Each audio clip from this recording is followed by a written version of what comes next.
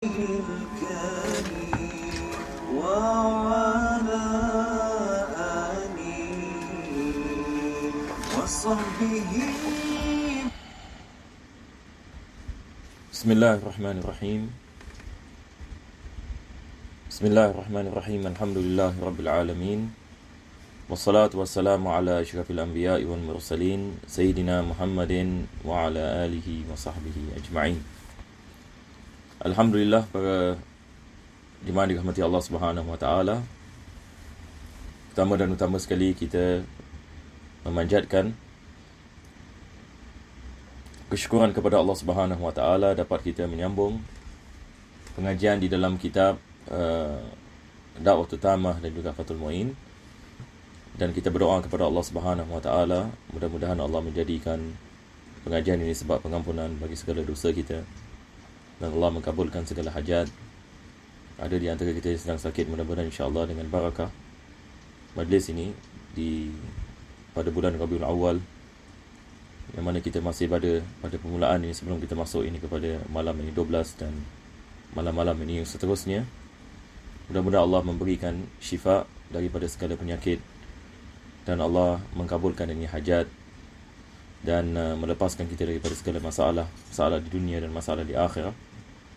Dan mudah-mudahan Allah selamatkan kita daripada segala bala dan bencana, daripada segala wabak bagi ahli keluarga kita dan semua kaum mukminin dan mukminat di mana sahaja mereka berada. Dan juga kita mengambil kesempatan ini untuk kita mendoakan saudara-saudara Islam kita, lebih-lebih lagi di Fransa, di negeri France, yang sedang menghadapi ujian sekarang ini. Mudah-mudahan Allah Subhanahu wa taala selamatkan mereka daripada segala keburukan dan memberikan kepada mereka insya-Allah ini ketabahan dalam memegang ini kepada agama.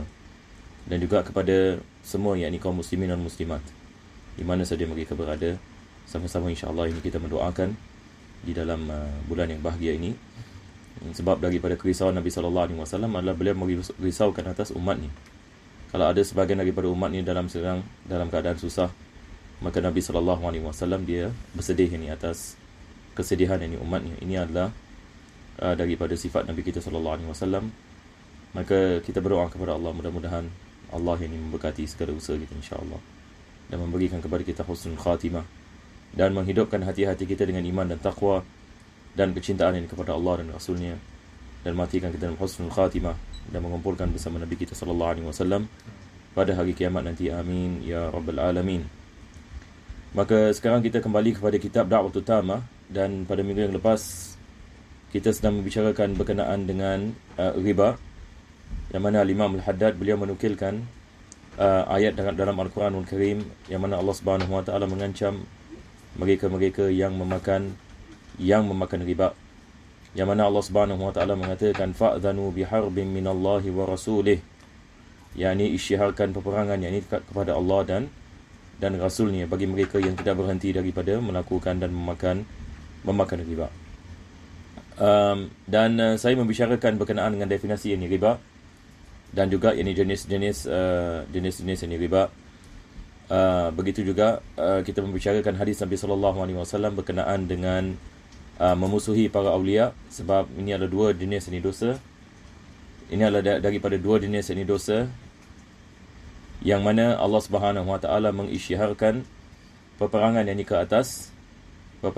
ke atas mereka-mereka yang memusuhi para awliya Allah Subhanahu wa taala. Jadi insya-Allah daripada sini kita akan meneruskan kembali ini kepada kitab Da'watul Tamah.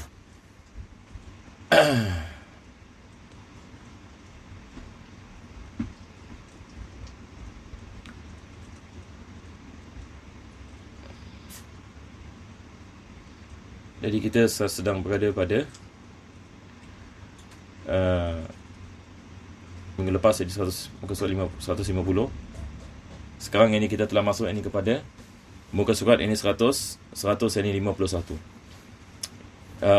Ayat ini seperti mana kita lihat ini di sini daripada surah Al-Baqarah, yang mana Allah Subhanahu wa taala berfirman fa'udzu billahi minasyaitonir rajim alladzina ya'kuluna ar-riba la yaqumuna illa kama yaqumul ladzi yatakhabbathu asy-syaitanu minal mas dzalika bi annahum qalu innamal bay'u mithlu ar-riba وأحل الله البيع وحرم الربا فمن جاءه موعظة من ربه فانتهى فله ما سلف وأمره إلى الله ومن عاد فأولئك أصحاب النار هم فيها خالدون يمحق الله الربا ويربي الصدقات والله لا يحب كل كفار أثيم. Yang mana dalam ayat ini Allah Subhanahu wa taala dia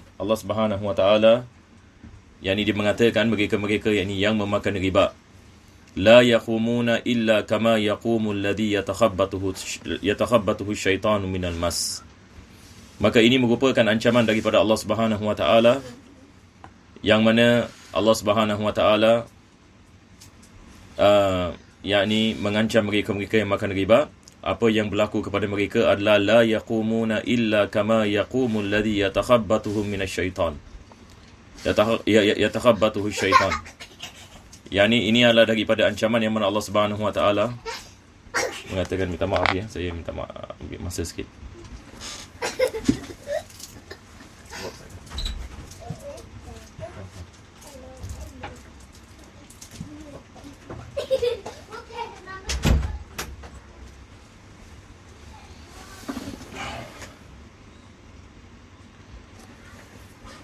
Mana dalam ayat ini Allah Subhanahu wa taala mengancam dengan mengatakan mereka-mereka yang memakan riba akan dibangkitkan pada hari kiamat dalam keadaan gila.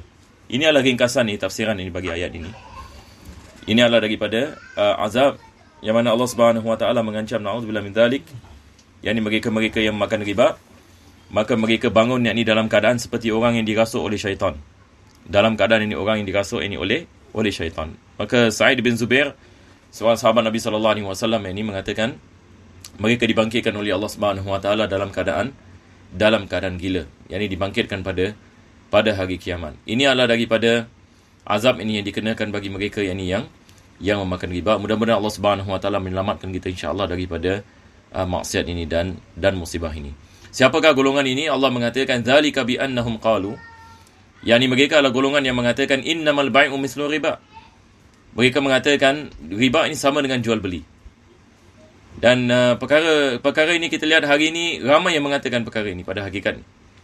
Mereka mengatakan riba ini hukumnya sama seperti jual beli. Maka di sini Allah Subhanahu wa taala mengatakan wa ahallallahu al-bai'a wa harrama riba. Allah Subhanahu wa taala menghalalkan jual beli dan Allah Subhanahu wa taala dia mengharamkan riba. Jadi sebagai misal, kalau seorang itu dia melakukan jual beli. Sekarang misalan satu orang pergi ke kedai dan dia beli sebuah barangan misalan sebanyak $100. Dan penjual mendapatkan keuntungan misalan. Harga cost price-nya mungkin $70, $80 sebagai misal. Maka dia jual $100. Jadi $20 ini adalah keuntungan. $20 ini adalah keuntungan. Maka ini adalah keuntungan hasil daripada jual beli. Maka ini bukan riba. Walaupun dia mendapatkan lebih, betul ke tidak? Sekarang kalau harga barangan itu $80, kita jual $100. Jadi maksudnya kita mendapatkan keuntungan $20. Maka keuntungan ini adalah hasil daripada jual beli. Tetapi kalau sekiranya kita melakukan jual beli dan dalam masa yang sama siapa yang ketuk?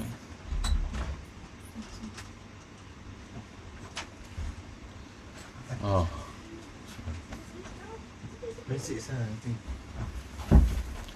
Lock.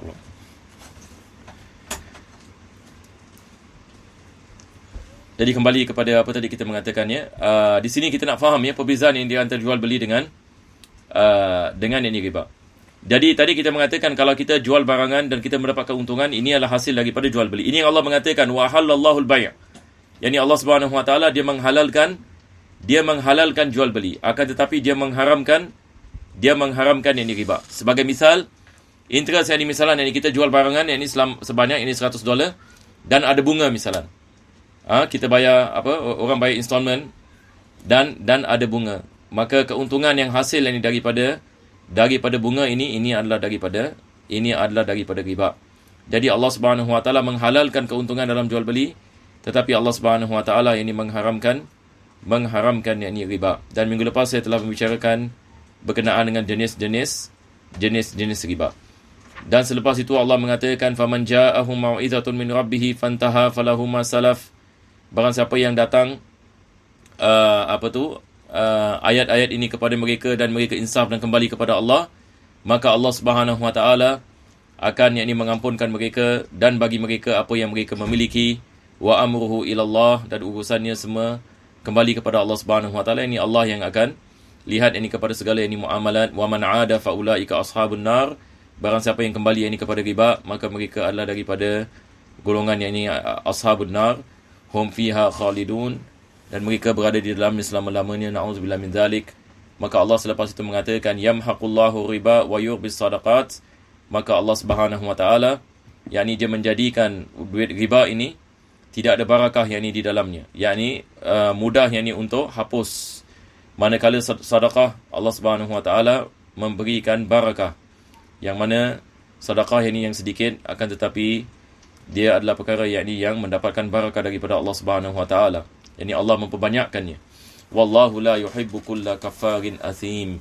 Maka Allah tidak menyukai mereka-mereka yakni yang kufur dan banyak melakukan maksiat. Mudah-mudahan Allah selamatkan kita daripada musibah ini. Dan kita berdoa kepada Allah, mudah-mudahan Allah mengampunkan segala dosa kita insya-Allah taala. Maka di sini Al-Imam Al-Haddad menukilkan ayat ini. Dan selepas itu yakni dia menukilkan hadis Nabi sallallahu alaihi wasallam. Rasulullah sallallahu alaihi wasallam telah melaknati pemakan riba, pemberi riba. Ini kita lihat di bawah sini ya.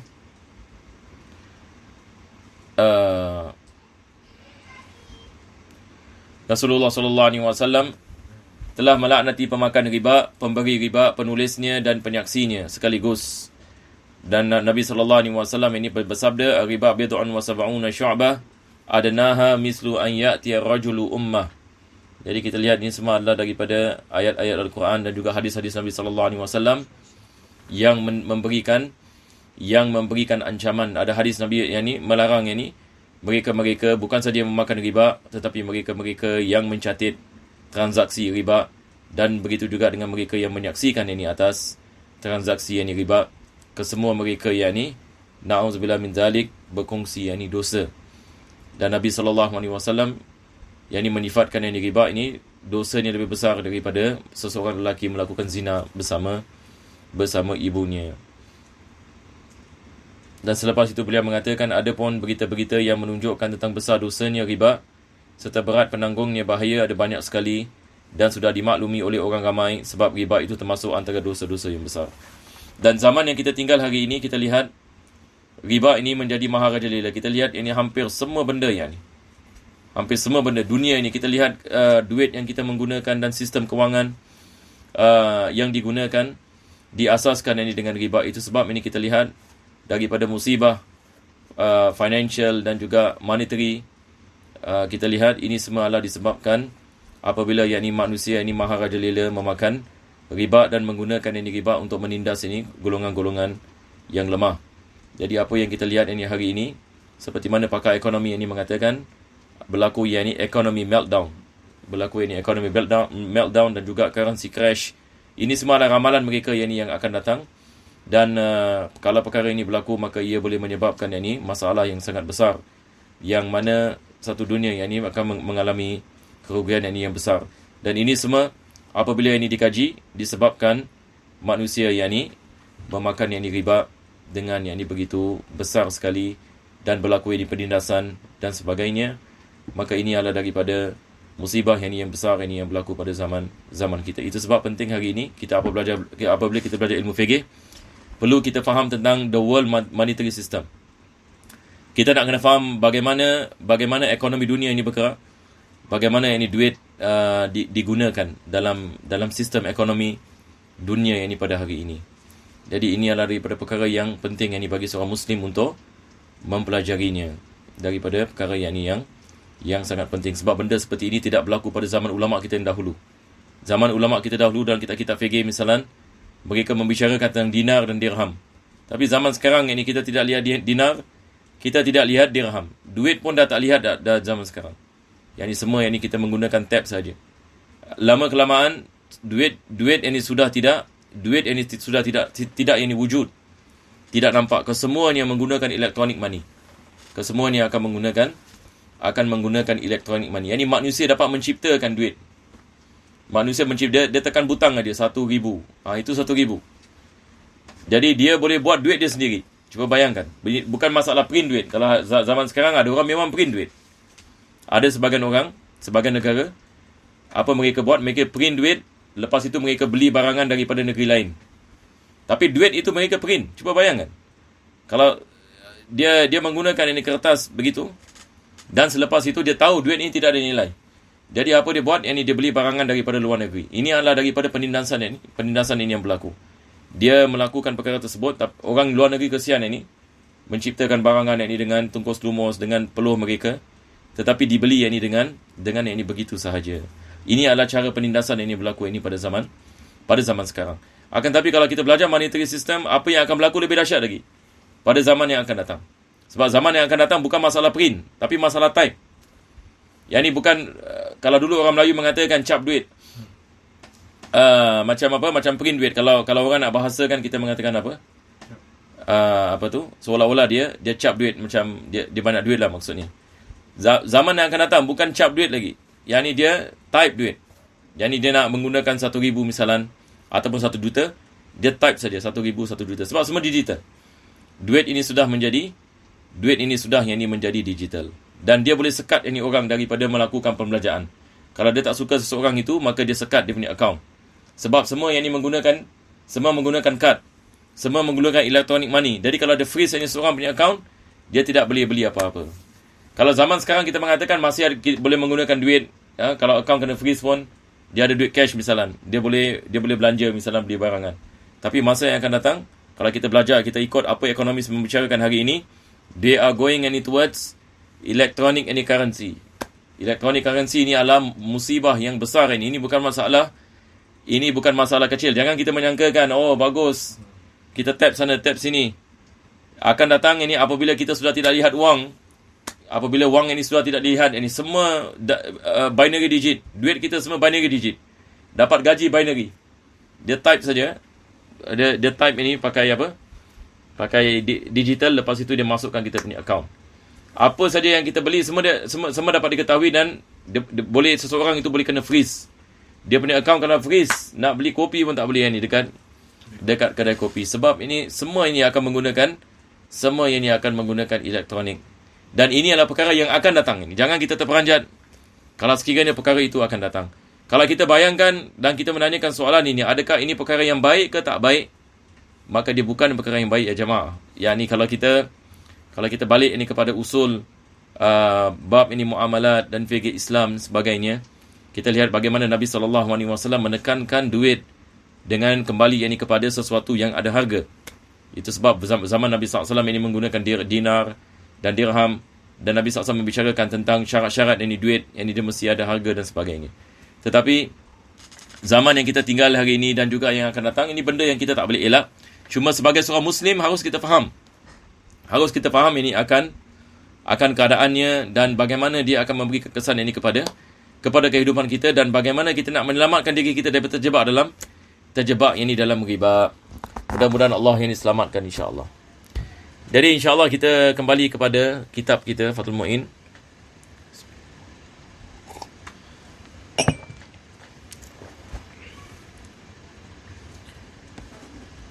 Dan pada minggu yang lepas kita telah masuk dalam bab berkenaan dengan azan dan iqamah.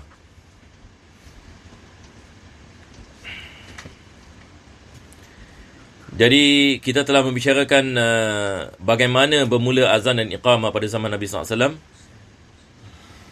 Ia merupakan satu mimpi. Kalau kita ingat minggu lepas ada seorang sahabat, yang ni dia mimpi. Di dalam mimpi ni ada seorang memegang nakus. Maka dia menanyakan kepada orang tersebut, adakah yang ni kamu menjualnya? Dia mengatakan tidak. Dan selepas itu orang itu mengajarkan kepadanya bagaimana nak melaungkan azan. Maka dia kembali ini kepada Nabi SAW, dan Nabi SAW ini mengatakan itu adalah mimpi yang hak. Dan Nabi SAW memerintahkannya untuk mengajarkannya kepada Bilal. Jadi saya rasa kita telah membicarakan semua ini ya. Muka surat. Jadi muka surat ini semua kita telah membicarakan. Jadi ala kulli hal kisahnya begitu. Abdullah bin Zaid yakni mimpi datang kepada Nabi SAW. Nabi ikrarkan mimpi tersebut dan memerintahkannya untuk mengajar kepada Bilal. Dan begitu juga Sayyidina Umar Khattab juga mimpi akan azan. Dan ada ini lebih daripada belasan ini sahabat Nabi SAW yang mimpi. Jadi ini adalah asal yang penulis menukilkan riwayat ini, mengajarkan kepada kita bagaimana azan dan qamat ini disyariatkan. Yani ia bermula ini dengan mimpi dan Nabi SAW yakni menyetujuinya. Jadi dalam Islam seperti mana saya mengatakan pada minggu lepas, ini perkara penting kita kena faham ya. Mimpi tidak menjadi dalil bagi sabitnya hukum. Mimpi tidak menjadi dalil bagi sabitnya hukum. Tetapi apakah perkara yang menjadi dalil bagi sabitnya hukum? Dia adalah sabda Nabi SAW. Yang ini Nabi menyetujuinya. Nampak? Yang ini sahabat mimpi tetapi Nabi SAW mengatakan itu adalah mimpi yang benar. Dan Nabi SAW memerintahkan para sahabat untuk melaungkan azan seperti mana yang didengar di dalam mimpi. Jadi yang mensabitkan hukum mana satu? Dia adalah pengakuan Nabi SAW. Yang ini dia ada pengakuan Nabi SAW. Sebab dalam Islam, kalau satu orang itu mimpi, yang ini misalan, satu orang qadhi kalau ada mimpi, misalan dalam mimpi diberitahukan kepadanya, misalan, si pembunuh adalah fulan bin fulan. Dia tak boleh yang ini bangun daripada mimpi, dan selepas itu dia menjatuhkan hukuman mati, misalan. Habis orang menanyakan, apa awak punya evidence? Dia mengatakan, semalam saya mimpi. Boleh tak? Dia mengatakan, semalam saya mimpi. Dalam mimpi saya ada orang datang kepada saya mengatakan, awak pembunuh ni. Maka awak mesti dihukum. Ini tak boleh ya. Mimpi tidak boleh digunakan sebagai apa kita mengatakan, perkara yang mensabitkan hukum. Yang mensabitkan hukum. Jadi semua yang ini kena balik ini kepada, semua yang ini nak kena balik ini kepada dalil ini yang muktabar. Tetapi di sini beza ini. Di sini yakni Nabi SAW dia mengakuinya. Jadi harap kita faham insya-Allah. Jadi pengajian kita hari ini akan bermula di sini. Muka surat 217. 217. 218. Oh ya. Masya-Allah. Sedang habis khatam. Okey. Jadi tanpa buang masa ya. Kita masuk kepada muka surat 218. Jadi ini semua tak perlu kita nak merajaah lagi sebab maknanya mafhum insya-Allah. Maka penulis ini mengatakan di sini, sedang ini Umar bin Al-Khattab di rumahnya, terdengarlah padanya azan Bilal seraya ia keluar rumah dengan menjalai pakaiannya. Dan berkata, yang ini menjalai pakaian ini maksud apa? Dia mengangkat ini pakaiannya. Yang ini maksudnya ini menunjukkan dia tergesa-gesa. Tergesa-gesa. Yang ini dia mengangkat ini pakaian ni sebab biasanya orang bila mengangkat pakaian ini untuk apa? Untuk berjalan dengan cepat. Untuk berjalan dengan cepat maka dia mengangkat sedikit pakaiannya. Dan dia mengatakan, ya Rasulullah, demi Allah yang telah mengutus engkau dengan membawa kebenaran, benar-benar saya pun telah bermimpi seperti mimpian Abdullah bin Zaid. Menjawab Nabi SAW, Alhamdulillah. Jadi Nabi SAW ini mengatakan, Falillahil hamd. Dikatakan bahawa belasan sahabat Nabi bermimpi seperti impian Abdullah tersebut. Ini belasan sahabat. Ini bukan sahaja Sayyidina Umar dan Abdullah bin Zaid. Tetapi dia adalah belasan ini para sahabat Nabi SAW. Selepas itu ini penulis ini mengatakan, sunnah azan kadang-kadang terjadi pula bukan kerana akan menghadapi solat. Seperti azan untuk orang yang sedang tertimpa kesusahan, sedang terjatuh di bumi. Yang ini di sini penulis mengatakan disunatkan kita melaungkan azan bagi selain yakni solat. Kalau orang yang terjemah ini tulis ini lebih senang orang faham ya. Yang ini sunnah azan bagi selain solat. Boleh kita letak ini. Sunnah azan bagi selain solat. Jadi ini semua kita cancel. Kadang-kadang terjadi pula bukan kerana akan menghadapi solat. Ini semua kita cancel. Yang ni sunnah azan untuk selain solat. Ini yang penulis mengatakan. yusannul adzan li ghairi salah. Disunatkan azan bagi selain azan. Jadi dia memberikan misal. Seperti apa? Seperti azan untuk orang yang sedang tertimpa kesusahan. Satu orang ini misalan, ini dia kena musibah misalan. Yang ini dalam keadaan yang ini gunsing kesusahan. Disunatkan kita melaungkan azan baginya. Disunatkan ini kita melaungkan azan. Ini berdasarkan dengan hadis Nabi SAW. Orang mahmum. Mahmum ini macam orang stres, macam depression. Jadi daripada obat ini depression, kalau satu orang ini misalan dia dalam keadaan depres dan dia macam apa, wallahualam, ini dia dah tak fikir lagi ke, ataupun dia dalam keadaan macam jiwa tertekan, maka disunatkan yang ini kita melaungkan azan berdekatan dengannya. Kita melaungkan azan yang berdekatan supaya dia dengar yang ini azan. Jadi ini penulis memberikan misal. Maka ini adalah azan dan qamat juga. Azan dan qamat ya. Ini adalah bagi selain salat, betul tak? Ini adalah bagi selain salat. Jadi apa penulis yang sedang membicarakan di sini adalah bukan saja azan dan qamat disunatkan bagi salat saja. Hatta bagi selain salat pun disunatkan kita azan. Seperti orang yang dalam tertimpa yang ini kesusahan, terjatuh yang ini di bumi. Orang yang sedang marah. Satu orang yang ini yang dalam apa kita mengatakan ini terjemahan silap salah terjemahan. Tak. Pertama sekali memang yang ni orang yang sedang dalam mahmum. Dia sebenarnya dia kesusahan di sini maksudnya macam mahmum ini macam distress. Kalau dalam bahasa Inggeris kita distress. Kalau dalam bahasa Melayu kita panggil apa? Satu orang dalam keadaan murung Kemurungan. Jadi kita boleh tulis ini, kita tulis kemurungan. Begitu juga dengan kesusahan, sama. Tapi di sini penulis yang sedang membicarakan tentang mahmum. Ini mahmum adalah kemurungan ya. Jadi kita letak in bracket. Taib, yang kedua masru'. Nampak tak bahasa Arabnya? Penulis mengatakan apa? Fi adhanil mahmum, yakni dilaungkan azan dan qamat pada telinga orang yang sedang dalam kemurungan. Pada telinganya. Jadi kita melaungkan azan ini pada telinganya. Ini adalah perkara yang pertama. Orang yang murung. Mahmum. Yang kedua masru'. Masru' ini orang yang yang kena dirasuk jin. Jadi kita tulis di sini dirasuk. Bukan. Ini salah ya. Jadi kita cancel terjatuh bumi. Boleh kita cancel? Jadi nampaknya saya nak kena lihat balik pada bahasa Arab ni dulu ya. Baru saya balik terjemahan. Saya rasa itu lebih baik. Kerasukan ya. Jadi pertama sekali mahmum, yakni dalam kemurungan. Yang kedua adalah yang dirasuk. Yang dirasuk.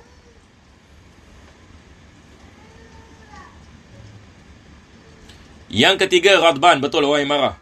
Ini orang yang sedang marah. Disunatkan kita melaungkan azan pada telinganya. Azan dan qamat. Tamam? Ini yang ketiga. Yang keempat dia mengatakan waman sa'a khuluquhu min insanin au bahimatin. Dan juga kepada yang keempat adalah telinga orang yang akhlaknya buruk. Orang akhlaknya buruk. Yang ni maksudnya dia dalam keadaan apa? Dalam keadaan menyebabkan kurang adab dan juga menyebabkan kesusahan bagi orang lain. Ini akhlaknya buruk ini maksudnya. Maka disunatkan kita melaungkan azan baginya. Dan begitu juga hayawan, bahima. Kalau sekiranya hayawan yang meronta ataupun hayawan yang suka misalnya sondol ini orang menyebabkan bahaya dan sebagainya, maka juga disunatkan kita melaungkan azan.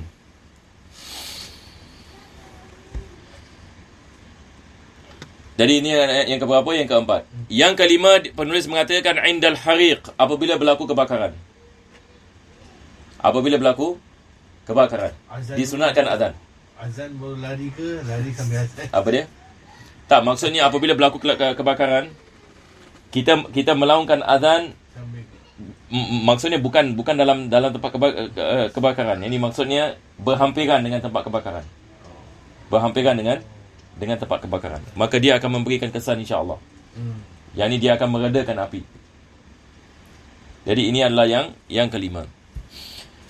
Selepas itu yang ini penulis ini mengatakan wa inda tarawulil ghilan ay tamarudil jin. Yani apabila kerasukan yang ni jin ini, jin ini dia kadang-kadang datang macam apa, dia punya mengamuk. Nampak tak apa dalam bahasa kita panggil? Histeria. Dia punya apa? Jin ini kadang-kadang dia macam bila datang dia punya dia punya kerasukan ya, bila dia gangguan dia, bila gangguannya dalam keadaan yang ni kuat, maka disunatkan yang ni kita melakukan azan. Menurut. Ya. Ya, dan dalam bahasa kita mungkin kita mengatakan ini menurun. Jadi ini yang beza dengan yang tadi, dirasuk yang atas. Itu adalah umum ya. Itu adalah umum.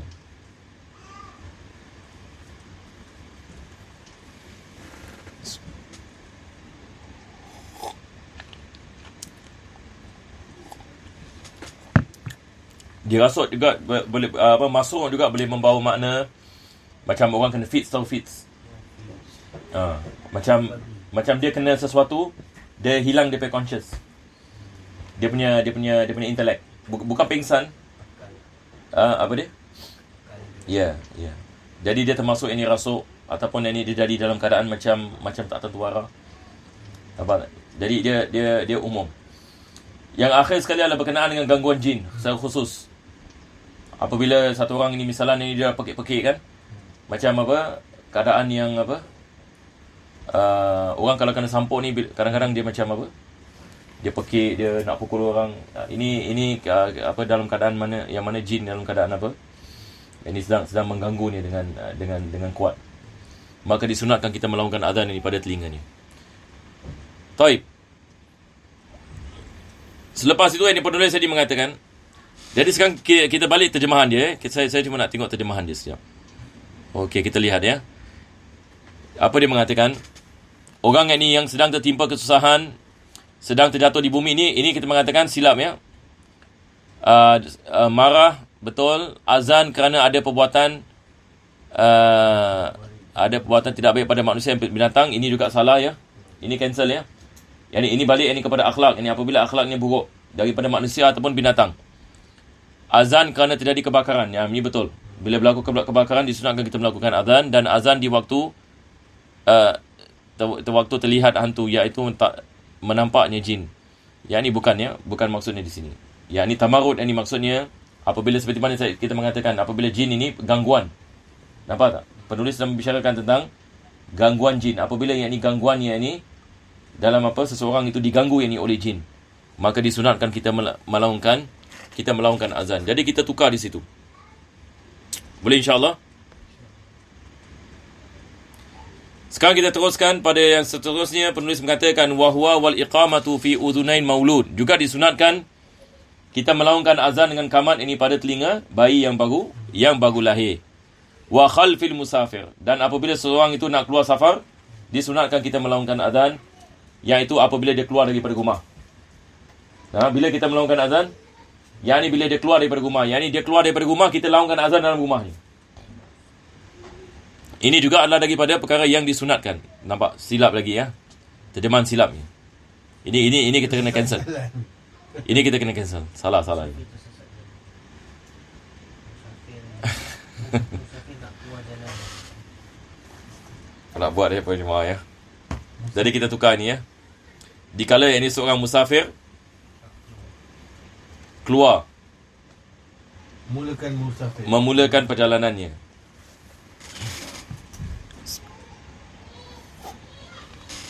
Jadi biasa apa kita amalkan di Singapura hatta.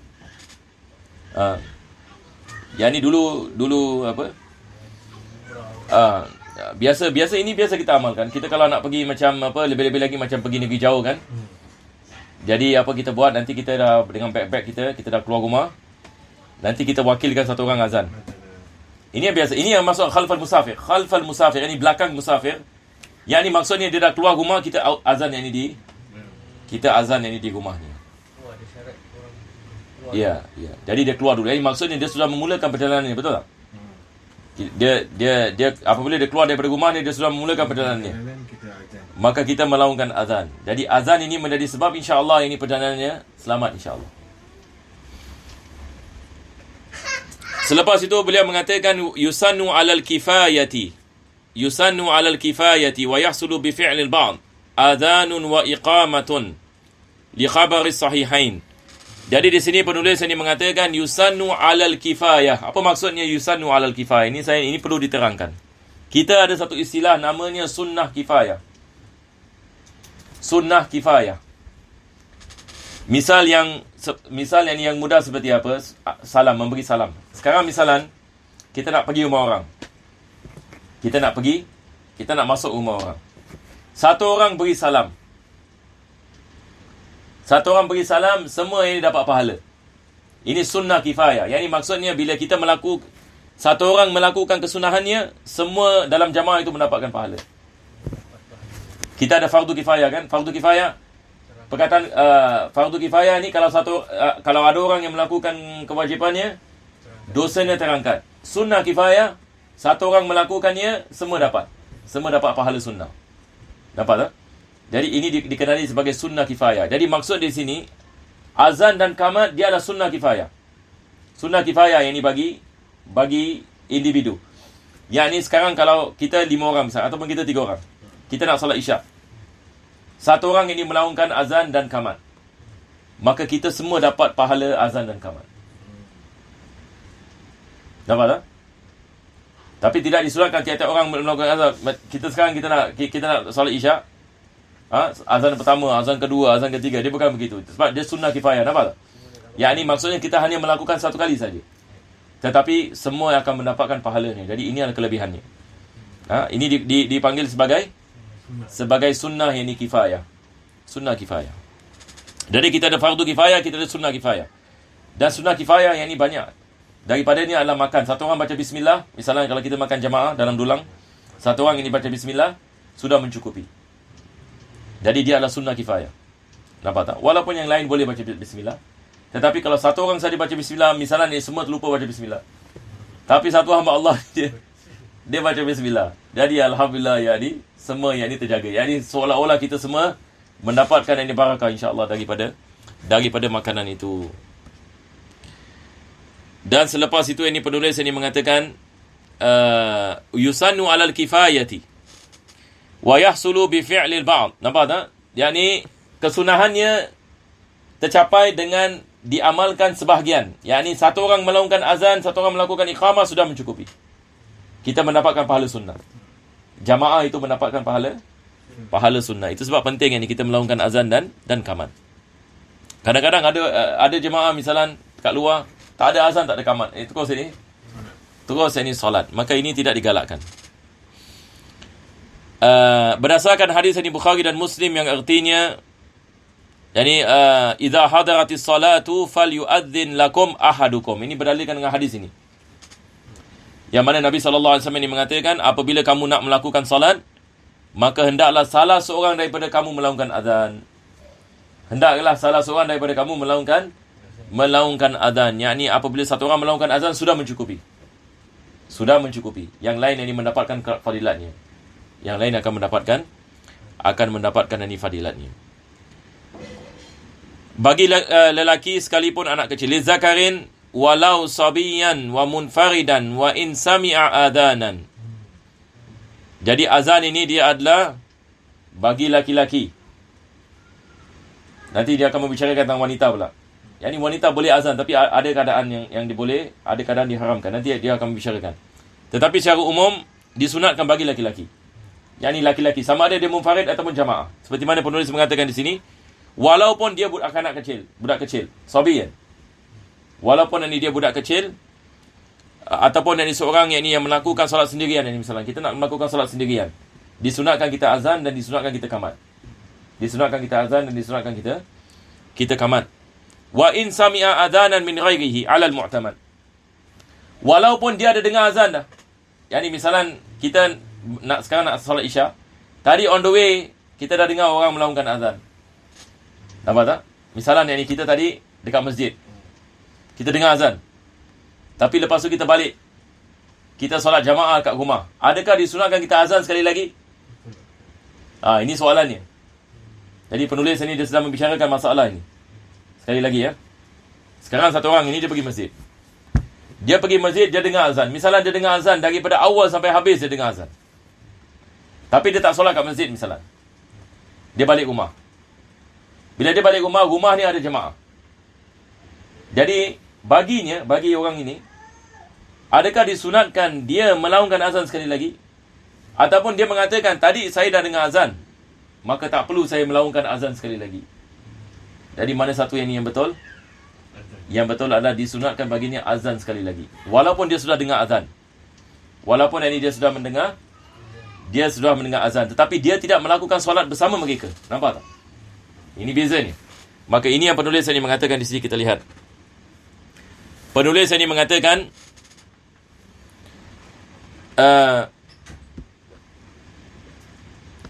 wa in sami'a adhanan min ghairihi 'ala al-mu'tamad khilafan lima fi syarhi Muslim. Yani dia mengatakan disunatkan dia melaungkan azan walaupun dia sudah mendengar azan daripada orang lain.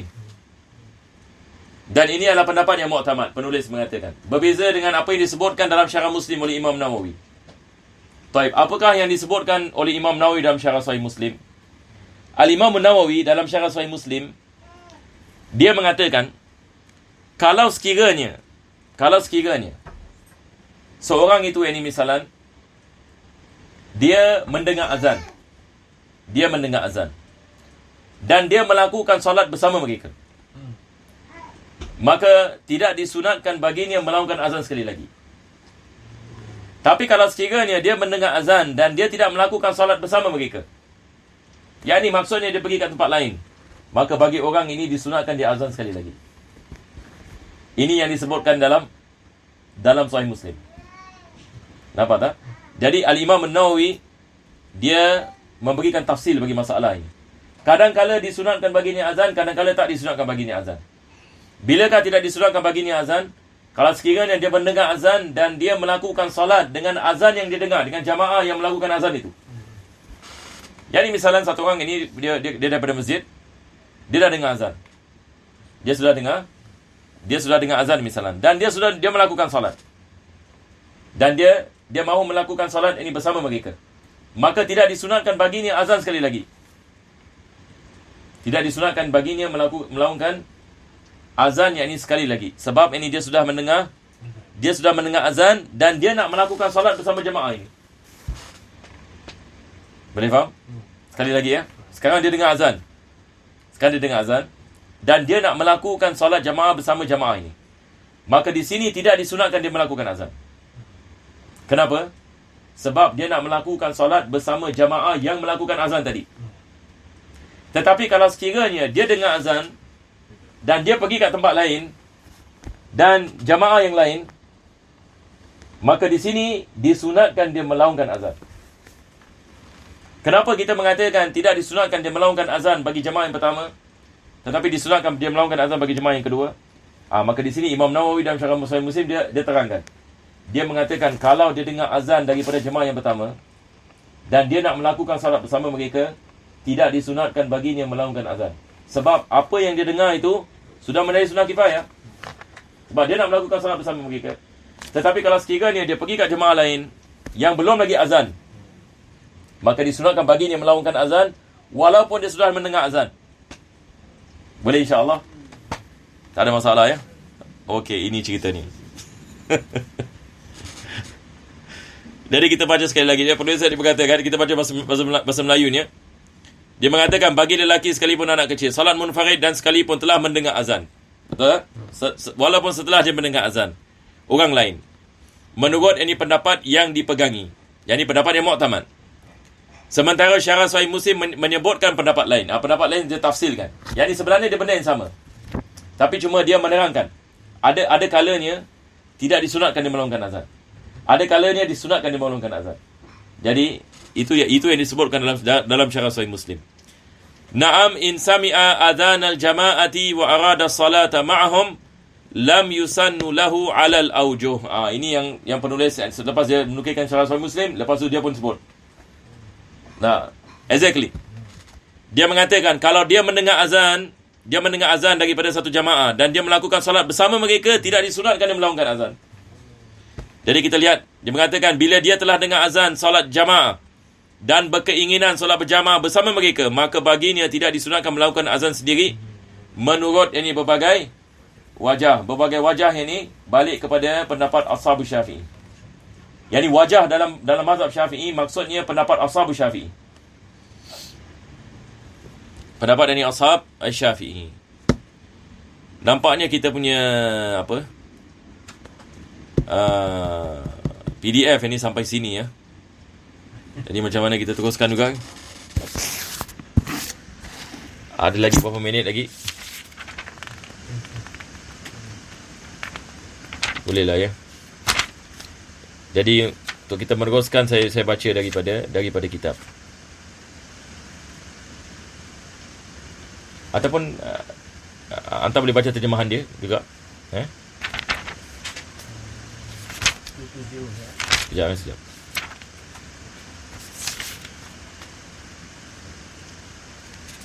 Okey.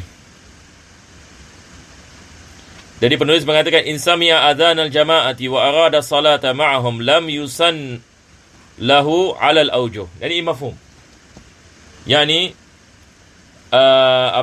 kalau sekiranya dia tak melakukan salat bersama mereka, tidak disunatkan dia melakukan azan. Kalau dia melakukan salat dengan jamaah lain yang belum melakukan azan, disunatkan dia melakukan azan.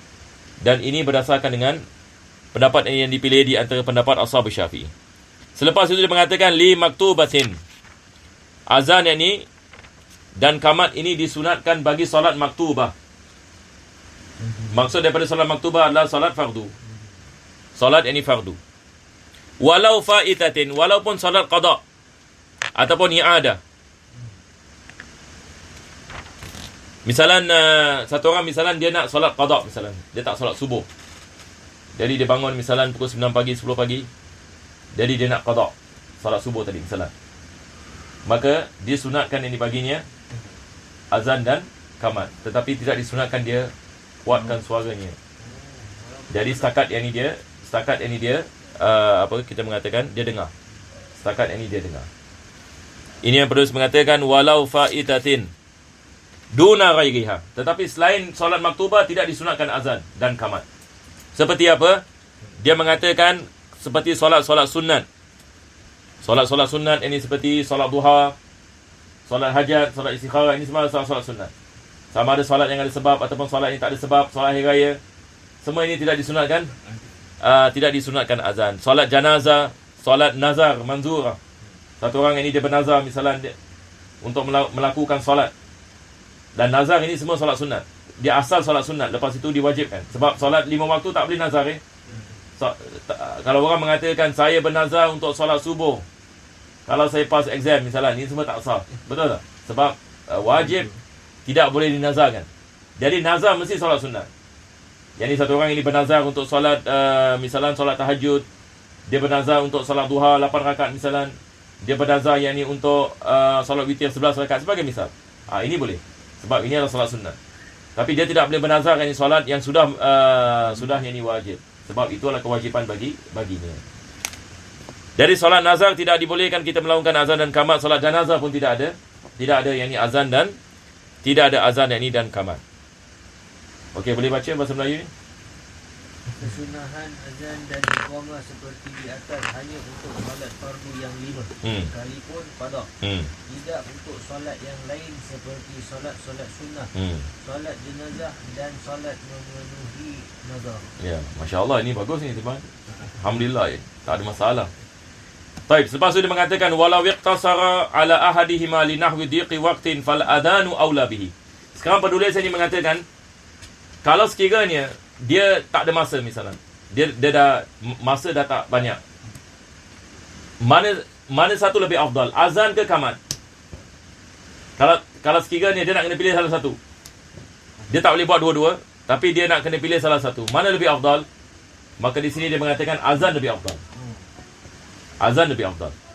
Jadi bila kita melakukan azan ini, dia sebenarnya untuk memudahkan, kita boleh melafazkan azan seperti biasa. Kalau sekiranya kita tak ada masa misalnya, kita boleh melafazkan azan Allahu akbar, Allahu akbar, Allahu akbar, Allahu akbar, asyhadu an la ilaha illallah, asyhadu an la ilaha illallah, asyhadu anna Muhammadan Rasulullah, asyhadu anna Muhammadan Rasulullah, hayya 'ala salah, hayya 'ala salah, hayya 'ala falah, hayya 'ala falah, Allahu akbar, Allahu akbar. La ilaha illallah. Terus jadi kita solat. Nampak tak? Jadi maksud azan di sini ini bukan maksud yang ni kita nak kena apa? Macam apa? Panjang-panjang. Macam dekat radio misalnya. Itu pun boleh jugalah, bukan maksudnya tak boleh. Tapi maksudnya di sini, kalau kita tak ada masa ataupun kita nak cepat misalnya, cara kita azan begitu. Saya selalu buat begitu. Kalau saya solat sendirian, hatta kalau solat sendirian, saya azan dan qamat. Dan dia bukan satu kewajipan yang kita memanjangkan azan. Nampak? Satu orang ini azan Allahu Akbar, Allahu Akbar. Ini bukan satu kewajipan. Kalau satu orang ini dia mengatakan Allahu Akbar, Allahu Akbar, lebih-lebih kalau dia sendirian. Nampak tak? Kita azan untuk diri kita sendiri, maka tidak ada masalah. Kita boleh melafazkan azan ikut ini kepada kemampuan kita. Tapi kalau satu orang mengatakan tak boleh, saya nak kena itu, boleh, tidak ada masalah. Dia macam nak sedap, alhamdulillah ya ni, tidak ada masalah. Tapi kalau kita azankan untuk orang lain, masjid dan sebagainya, itu adalah benda yang beza ya. Jangan pula kita azan macam ni, orang terus ini terus pangkal kita terus Kalau dekat masjid tak boleh. Dekat masjid ini kita ikut, ini ada adab ni. Ini azan ni ada adab. Kita tak boleh azan, kita tak boleh Allahu Akbar, Allahu Akbar, Allahu Akbar, Allah. Itu tak boleh ni. Ini adalah melanggar adab. Apa sebabnya? Sebab kalau kita azan untuk orang lain, disunatkan baginda menjawab azan. Kalau kita azan macam qamat, apa jadi? Macam mana dia nak jawab azan? Kalau kita Allahu Akbar, Allahu Akbar, Allahu Akbar, Allahu Akbar, asyhadu an la ilaha illallah, asyhadu an la ilaha illallah, kelang kabut orang. Allah. Jadi kalau kita azan untuk orang lain, ini benda kita kena faham. Yang ni supaya orang dapat jawab azan. Jadi kita nak kena take time. Beza dengan qamat lain. Tapi azan yang ni kita mesti ada benda fasal. Nampak tak? Allahu Akbar, Allahu Akbar. Diam sebentar. Jadi orang boleh jawab azan dia. Minimum yang ni. Tapi penulis di sini mengatakan mana lebih afdal, azan ke qamat? Azan yang ini lebih afdal. Wa yusannu adhanani li subhin wahidin qabla al-fajr. Disunatkan melakukan dua azan bagi solat subuh. Satu sebelum masuk waktu, satu selepas masuk waktu. Bagi solat subuh. Ini pada zaman Nabi SAW ada Abdullah bin Maktum dengan Bilal. Jadi Bilal melakukan azan yang pertama. Abdullah bin Maktum melakukan azan yang kedua. Jadi disunatkan kita melakukan dua azan. Dan sampai hari ini kalau tak silap saya di Makkah, Madinah melakukan dua azan kan? Di Malaysia masya-Allah ini di Batu Pahat. Batu Pahat ini surau-surau. Dua azan insya-Allah. Ada sebahagian tempat-tempat masya-Allah mereka masih mengamalkan dua azan. Dan ini adalah perkara yang sangat penting ini. Kalau kita dapat melakukan, tapi di Singapura azan tak azan sama juga ya. Kalau Singapura tak dengar, kalau tak dengar. Kadang-kadang subhanallah yang ni kita dekat dalam masjid pun kita tak dengar. Dalam toilet masuk kita tak dengar. Jadi kadang kita berbeza lah ala kulli hal. Tapi kalau kita pergi di Malaysia, kita pergi Indonesia, kita masih dapat mendengar yang ni dua azan. Dan ini adalah sunnah ya. Ini bukan yang ni bid'ah ke ataupun ini wujud pada zaman Nabi SAW. Dan dia memudahkan orang bangun malam. Jadi orang bila dengar azan yang pertama ni kan, terus dia macam waktu solat dah nak dekat. Dia memberikan semangat. Jadi mudah ini untuk orang bangun siap-siap. Dan sekurang-kurangnya dia dapat solat jamaah misalnya solat subuh. Jadi ini banyak ini kebaikan. Banyak ini kebaikan yang di dalamnya. Jadi dia adalah sunnah. Estimated 1 hour lepas azan, after 1 hour then dia kebetulan dia fajar kadhib. Dia sikit lebih kurang 45 minit, 1 jam gitu. Dia ada dia punya timing dia. Dia ada dia punya timing. Berapa minit. Okey, baca dia punya terjemahan ni. Apabila ingin hanya melakukan salah satu dari azan atau iqamah, misalnya kerana waktu telah mendesak, maka lebih utama melakukan azan. Ini mafhum ya, tak ada masalah. Teruskan. Sunnah 2 kali azan untuk 1 kali solat subuh. Yang awal dilakukan sebelum masuk fajar dan yang lain setelah masuk fajar. Kalau ingin melakukan salah satunya saja, yang lebih utama adalah setelah masuk fajar. Ya, ini yang kita amalkan hari ini. Bila masuk waktu subuh baru kita azan. Jadi kalau sekiranya kita hanya melakukan satu, ini lebih afdal. daripada kita melaungkan azan sebelum ini masuk waktu. Sebab ini orang mungkin akan keliru kan nanti. Orang akan lihat ini mungkin solat waktu tadi belum lagi masuk. Jadi kalau kita melaungkan satu, maka kita melaungkan selepas ini masuknya waktu solat subuh. Selepas tu beliau mengatakan wa adhanani lil Jum'ah. Begitu juga bagi solat Jumaat. Solat Jumaat ini kita melakukan 2 kali adhan. Ahaduhuma ba'da su'udil khatib al-mimbar wal akharu alladhi qablahu innama ahdathahu Uthman. Jadi penulis tadi mengatakan salah satu daripadanya adalah apabila khatib ini naik mimbar. Khatib ini naik mimbar. Yang ini biasa ini apa yang kita melakukan. Dan satu lagi adalah apabila masuknya waktu zuhur. Apabila masuknya waktu zuhur azan, selepas itu khatib naik mimbar, azan ini yang kedua. Akan tetapi perlu kita faham, pada zaman Nabi SAW hanya ada satu azan. Pada zaman Nabi SAW hanya ada satu azan. Siapakah yang memulakan 2 kali azan? Ini yang penulis saya mengatakan. Yang orang yang pertama sekali yang memulakan azan yang pertama, yang kedua memang ada pada zaman Nabi SAW. Tetapi azan yang pertama ini, yang pertama sekali yang melakukannya adalah Sayyidina Uthman bin Affan radhiyallahu anhu. Sebab dia melakukannya sebab orang Islam ramai di Madinah pada zamannya. Orang Islam makin ramai ini di Madinah. Jadi beliau melakukan azan ini yang pertama supaya mereka-mereka di pasar-pasar ini dapat datang ini ke masjid awal. Untuk mengingatkan kepada mereka solat Jumaat, khutbah akan bermula. Maka ia diamalkan daripada zaman Sayyidina Uthman sampai hari ini. Sampai hari ini kita mengamalkannya. Tapi bezanya kalau kat sana yang azan yang pertama sebelum zuhur tak? Mana? Yang kedua selepas zuhur. Tak. Yang Azan yang sebelum zuhur ini tidak pernah berlaku. Azan apabila masuk waktu zuhur. Oh, azan yang pertama masuk waktu zuhur. Lepas tu imam naik, khatib naik mimbar, azan lagi satu kali kan? Ya, seperti biasa. Kita pun sama. Bila kita melakukan salat Jumaat, bila masuk waktu zuhur, misalnya yang zuhur 1.10, azan. Yang lepas masuk waktu dia, bukan sebelum masuk. Dia bukan wajib fajar. Tapi kat sana, kat Mekah sebelum masuk waktu. Tak rasa. Dia apabila waktu zuhur, ini bagi solat Jumaat. Kalau dekat sana mereka tak azan. Azan tak, tapi sebelum masuk waktu. Wallahu alam. Saya tak rasa. Kat meja Nabi, diorang azan sebelum masuk waktu satu kali. Lepas tu masuk waktu dia azan sekali. Bukan. Wallahu alam. Mereka melakukan azan apabila khatib naik mimbar. Betul tak? Assalamualaikum warahmatullahi wabarakatuh. Ya, baru melakukan azan. Jadi itu azan yang mereka melakukan. Itu dah masuk waktu.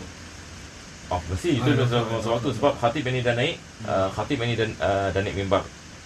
Apa yang saya tahu adalah mereka melakukan azan satu saja, yang ini saja. Nampak tak? Mereka melakukan yang ini. Wallahu alam. Anta mengatakan mereka melakukan azan sebelum masuk waktu. Wallahu alam, saya tidak mengetahui. Tapi ala kulli hal, caranya adalah kita melakukan azan apabila masuk waktu zuhur. Jadi ini yang biasa kita mengamalkan sebelum Covid dan masa Covid, cuma masa Covid mungkin ada masjid-masjid tak buat ini azan yang pertama sebab masa kan. Mereka hanya melakukan satu azan saja. Tapi ala kulli hal yang biasa kita mengamalkan, bila dah masuk waktu zuhur kita melakukan azan. Ini azan yang pertama.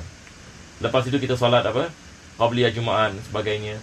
Lepas itu baru imam naik mimbar. Imam cakap Assalamualaikum warahmatullahi wabarakatuh. Lepas itu ini baru kita melakukan azan lagi sekali. Jadi ada 2 azan. Jadi maksud penulis di sini adalah yang pertama yang dimulakan oleh Sayyidina Uthman bin Affan. Sebab pada zaman Nabi SAW ada satu azan saja. Bila dilakukan azan itu apabila khatib naik mimbar. Apabila khatib ini naik mimbar. Okey, baca dia punya terjemahan ni. Hanya 2 kali azan untuk solat Jumaat ini dilakukan pertama kali oleh Uthman radhiyallahu anhu setelah kaum muslimin semakin bertambah banyak. Sebab pada zaman Sayyidina Uthman Islam berkembang ya. Islam berkembang dengan dahsyatnya, yakni Parsi masuk Islam sampai Uzbekistan, sampai negeri-negeri ini semua tanah Arab semua yang ni masuk Islam dan sebagainya. Jadi golden age of Islam ini pada zaman Sayyidina Osman, sebelum berlaku fitnah kan. Sebelum dia dibunuh kan. Sebab Sayyidina Osman ni dibunuh. Tapi pada zaman ni memang Islam dalam keadaan masya-Allah yang ni. Jadi dia melaungkan ini. Jadi bila keadaannya diperlukan, sebagaimana kaum muslimin menandai kehadirannya ke masjid dengan azan tersebut. Kalau tidak demikian, maka lebih afdal melakukan azan satu kali sahaja sebagai ittiba'. Sebagai ittiba'. Boleh faham insya-Allah? Sebagai ittiba' ini apa maksudnya? Yang ini ittiba' kepada Nabi sallallahu alaihi wasallam. Sebab pada zaman Nabi sallallahu alaihi wasallam ada satu azan. Jadi kalau sekiranya kita tak ada sebab untuk melaungkan dua azan, lebih afdal kita melaungkan satu azan. Kalau sekiranya orang tak ramai, macam tadi kita mengatakan, orang semua boleh datang masjid dengan awal sebagainya. Nampak? Maka lebih afdal kita melaungkan ini satu azan. Apa sebabnya? Sebabnya adalah ittiba'. Ittiba'. Ini adalah apa yang disebutkan ini oleh penulis. Jadi insya-Allah ini kita berhenti di sini. Kita lihat ini wallahu alam ada soalan ke tidak ada soalan daripada para jemaah. Sebelum ini kita menutup. Ada soalan di sini. Soalan menanyakan, Assalamualaikum Ustaz. Waalaikumsalam. Adakah sunnah juga melaungkan azan bila ada bencana seperti gempa bumi? Ya, disunatkan. Gempa bumi, tsunami, semua apa kita mengatakan keadaan yang musibah yang besar, kebakaran, ini semua disunatkan kita melaungkan azan. Jika hendak melaungkan azan pada telinga seorang, adakah disunat menghadap kiblat juga ataupun cukup sekadar melafazkan azan kepadanya? Yang ni cukup melafazkan azan kepadanya. Kalau kita yang ni boleh menghadapkan diri kita kepada kiblat, itu lebih baik. Kalau kita dah dengar azan dan solat jamaah bersama, lepas itu jika kita mahu solat i'adah, masih disunatkan azan ataupun tidak? Tidak disunatkan azan. Azan hanya sekali. Yakni misalan satu orang dia solat asar, dia nak solat zuhur dan qada asar. Misalan. Ataupun dia nak solat jamak takdim. Ini semua akan datang sebenarnya. Jamak takdim. Dia nak solat zuhur dan asar. Dia sekarang ada dua solat fardu. Adakah disunatkan dia dua azan ataupun satu kali azan? Maka azan disunatkan satu kali. Ini berdasarkan perbuatan Nabi SAW. Nabi SAW bila dia menjamakkan solatnya di Muzdalifah, Maghrib dengan Isya, maka dia melaungkan satu kali azan. Dia memerintahkan sahabat untuk melaungkan satu kali azan. Tetapi qamat dua kali. Qamat ni dua kali, tapi azan sekali. Sama juga kalau kita nak melakukan solat adaan dengan qadaan. Kita ada solat zuhur dan lepas solat zuhur kita nak solat asar qada. Jadi kita hanya azan bagi solat zuhur saja. Selepas itu kita qamat bagi solat asar. Jadi tidak disunatkan kita melaungkan dua azan. Wassallallahu ala sayyidina Muhammadin wa ala alihi washabihi wasallam. Rabbana taqabbal du'ana innaka antas samiul alim, tub alaina innaka antat tawwabur rahim, akhtim bisalihati amalan wa ajina Allah karim. بفضل سبحان ربك بالعزة عما يصفون وسلام على المرسلين الحمد لله رب العالمين. تقبل الله منكم